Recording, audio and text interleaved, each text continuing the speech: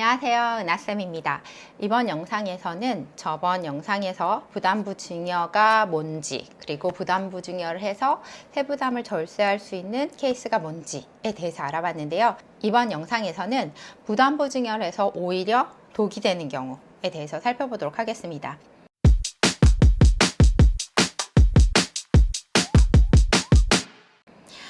부담부 증여는 부담을 지어서 증여한다. 즉, 그래서 부담에 대해서는 양도세를 증여자가 내야 되고, 그리고 그 부담을 뺀 순수하게 공짜로 받는 부분에 대해서만 수증자가 증여세를 내면 된다고 했어요.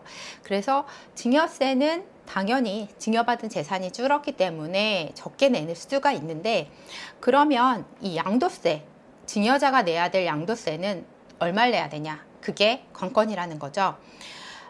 저희가 상담을 하다 보면 많은 분들이 하는 오해가 그 수증자가 증여세가 줄어드는 것만 생각을 하세요.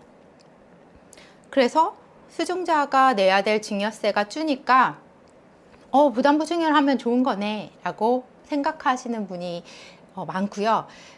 근데 그게 아니라 수증자의 증여세는 당연히 줄지만 우리가 양도자가 내야 될 양도세를 계산을 해봐야 전체적인 세 부담이 얼마나 줄어드는지에 따라서 이제 부담부 증여의 유불리가 갈린다라고 보시면 됩니다.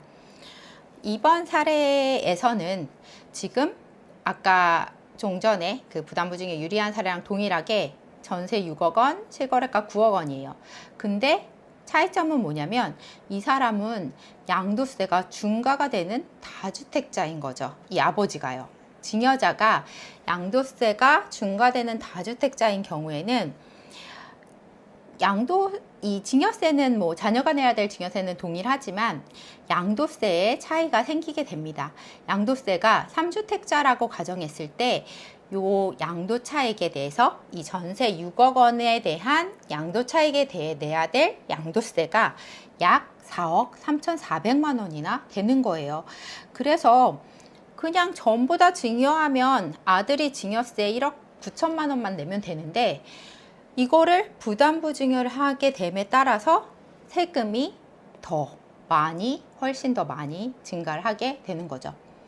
거기에 세금도 훨씬 더 많은 것도 굉장히 불이익인 게다가 이 전세 보증금을 아들이 나중에 갚아야 되는 거예요. 증여를 6억이나 덜 해줬는데 세금은 더 많이 낸 거죠. 왜냐? 양도소득세가 중과됐기 때문이에요. 그래서 이런 케이스에서는 부담부 증여를 하면 오히려 불리하기 때문에 부담부 증여가 아니라 그냥 다 100% 순수 증여를 하시는 게 더 유리합니다. 그래서 이렇게 양도세가 중과가 되면서 부담부 증여가 불리한 케이스들이 굉장히 많아졌어요. 네, 그리고 다가구 주택의 부담부 증여에서 또 유의할 점이 있어서 이 내용을 추가했는데요. 다가구 주택이란 우리가 주택으로 쓰는 바닥 면적 합계가 660제곱미터 이하이고 주택으로 사용하는 층수가 3층 이하여야 돼요. 그리고 19세대 이하가 거주하는 주택을 다가구 주택이라고 하는데요. 다가구 주택은 이 가구 단위로 이걸 호대로 팔지 않고 이 다가구 주택 전체 통째로 양도하는 경우에는 이거를 공동주택이 아닌 단독주택으로 봐요. 이 의미는 뭐냐면 1세대 1주택으로 봐준다는 거죠. 여기에 5채의 집이 들어와 있다라고 하더라도 이거를 5채로 봐서 너 다주택자 이렇게 하는 것이 아니라 이 다가구 주택을 통째로 양도를 하게 되면 한 채 단독주택 하나로 봐서 1세대 1주택 비과세 요건을 갖추었으면 1세대 1주택 비과세를 해준다라는 거예요. 그런데 만약 부담부 증여를 하게 되면 어떻게 되는지 한번 보도록 하겠습니다. 어머니가 보유한 조정대상 지역 내에 있는 다가구 주택, 근데 1주택이죠. 1주택인데 이것을 본인하고 그리고 자녀 2의 딸, 손녀가 되겠죠. 그리고 자녀 3의 배우자, 이건 사위 또는 며느리가 되겠죠.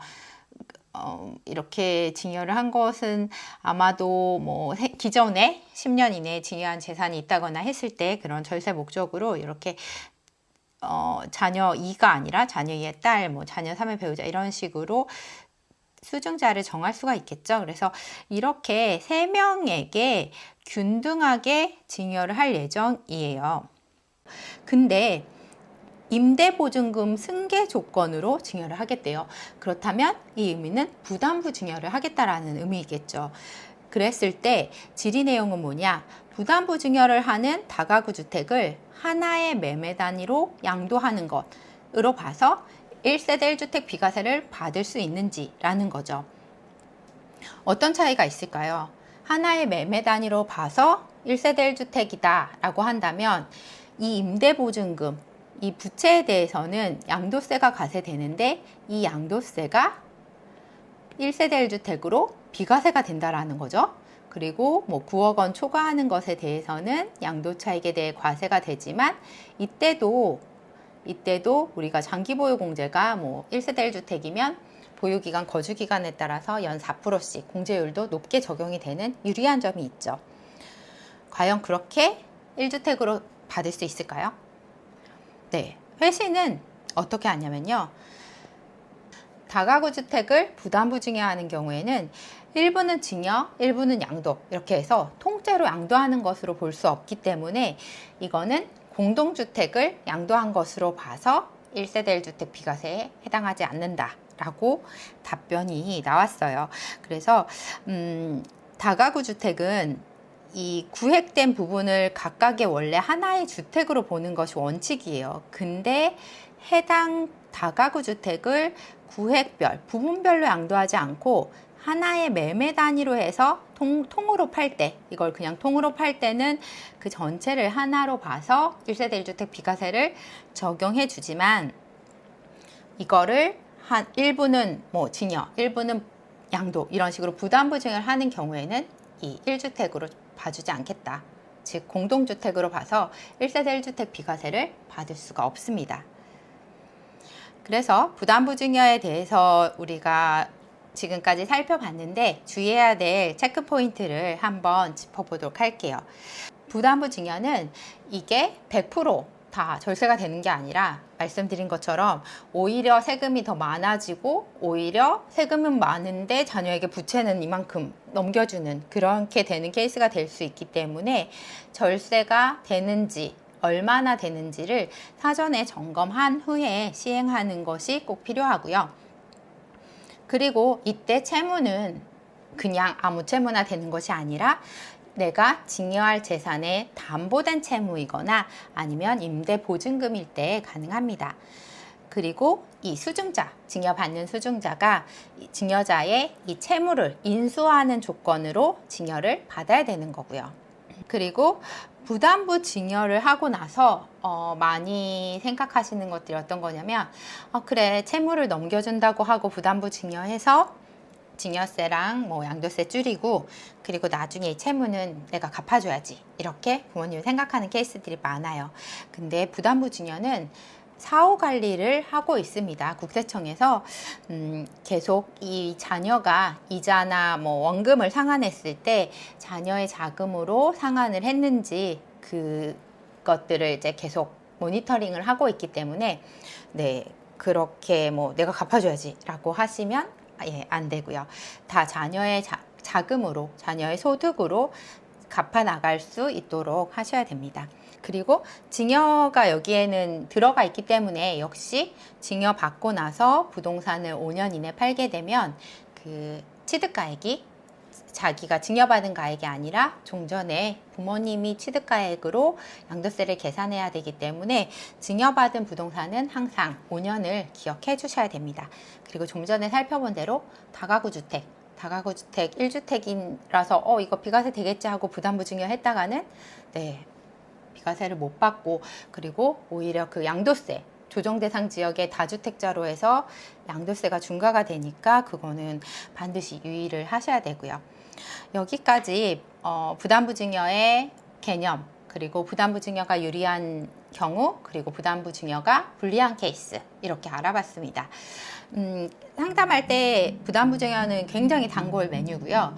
증여를 할 때 증여를 그냥 할까 아니면 부담부 증여를 할까 둘 중에 뭐가 유리해요? 라는 질문이 가장 많은 거죠.